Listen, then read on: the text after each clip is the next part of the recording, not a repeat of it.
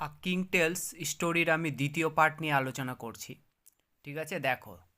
In the home of sir Ector, Arthur, the son of the late king, was spending his boyhood in happiness and safely. তার মানে কি, sir অ্যাক্টরের বাড়িতে রাজকুমার তার বাল্যকাল মানে অর্থাৎ কাটাচ্ছিলেন সুখে ও নিরাপত্তায়।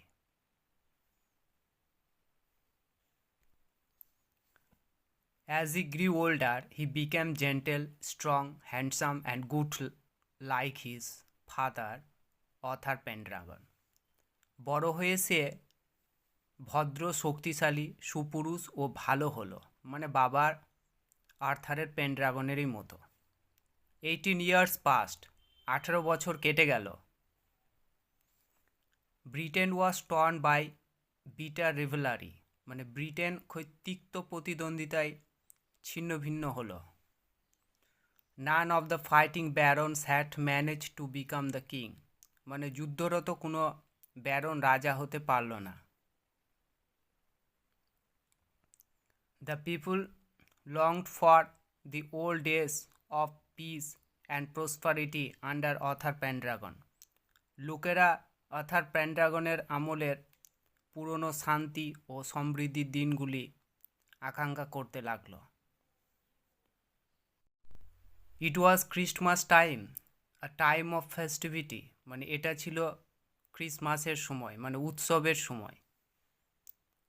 But all around Britain people were hungry, cold and frightened. কিন্তু সারা ব্রিটেনের লোকেরা ছিল ক্ষুধার্ত, শীতার্থ এবং খুব ভীত। One day in a church yard, people found a large stone on which was fixed a magnificent sword. একদিন মানে গির্জাতলায় লোকেরা একটা বড় পাথর দেখতে পেল, যেখানে একটি চমৎকার তরবারি আটকানো ছিল। Upon the stone in gold letters was inscribed, whoever pulls out this sword is by right of birth the king of England. মানে পাথরের উপর স্বর্ণাক্ষরে খোদাই করা ছিল যে এই তরবারি টেনে তুলতে পারবে, জন্মসূত্রে সে ব্রিটেনের রাজা হবে। Immediately the eager barons who longed to become the king jostled among themselves to lift the sword. তৎক্ষণাৎ রাজা হতে আগ্রহী ব্যারনরা তরবারি তোলার জন্য নিজেদের মধ্যে ধাক্কাধাক্কি শুরু করলো। নান সাকসিডেড, মানে কেউ সফল হলো না। The sword remained fixed to the stone, মানে তরবারি পাথরেই বদ্ধ রইল। It was Arthur at the age of 18 who succeeded in lifting the sword for the first time. মানে 18 বছর বয়সী আর্থারের প্রথমবার তরবারি পরীক্ষা শুরু হলো, আর বহু লোকেরা উপস্থিত হয়েছিল, আর যে কিনা এই তরবারিটা তুলতে সফল হয়েছিল। The barons were angry and disappointed, ব্যারনরা ক্ষুব্ধ এবং হতাশ হয়েছিল। দে ডিমান্ডেড আ টেস্ট, তারা পরীক্ষার দাবি করল। আপন আ bright May morning a great trial took place in the presence of many people, মানে একটা উজ্জ্বল মে মাসের সকালে অনেক লোকের উপস্থিতিতে একটি মহান বিচার হয়েছিল। There were the peasants, the craftsman, the merchants as well as the barons. সেখানে কৃষক, শিল্পী, ব্যবসায়ী এবং ব্যারনরাও ছিলেন। In front of every one Arthur, slender and young, lifted the sword easily. সর্বসমক্ষে যুবক আর্থার সহজেই তরবারিটা তুললেন।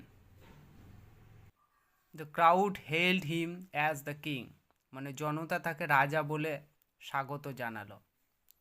After becoming the king of England, Arthur's first duty was to secure peace in England. মানে ইংল্যান্ডের রাজা হয়ে আর্থার প্রথম কর্তব্য হলো ইংল্যান্ডের শান্তি প্রতিষ্ঠা করা। He was helped by wise Merlin, তাকে সহায়তা করলেন জ্ঞানী Merlin. Like his father, Arthur was concerned about the good of the common people, মানে বাবার মতো আর্থার উদ্বিগ্ন ছিলেন সাধারণ মানুষের ভালো করার জন্য। The king Arthur fought battle so that no one could ill treat the humblest of his subjects, মানে রাজা আর্থার যুদ্ধ ঘোষণা করলেন যাতে কেউ সাধারণ প্রজাদের সঙ্গে খারাপ ব্যবহার না করে। King Arthur had lost his royal sword in a battle, মানে রাজা আর্থার যুদ্ধে রাজকীয় তরবারিটা হারালেন। One day Merlin took him to a valley of sweet smelling flowers, মানে একদিন মার্লিন তাকে নিয়ে গেলেন সুগন্ধি একটা উপত্যকায়। At the end of the plain there was a deep lake, মানে সমতল ভূমির শেষে সেখানে একটা কি ছিল, গভীর জলাশয় ছিল। As Arthur approached the lake, a beautiful arm with golden bracelets rose from the water, মানে যেই আর্থার জলাশয়ের দিকে এগোলো সুন্দর সোনালি মানে কঙ্কন পরা হাত জল থেকে উঠে এলো। The hand held a sword set with rubies and emeralds, মানে রুবি আর পান্না খচিত হাতে একটা তরবারি ধরা ছিল।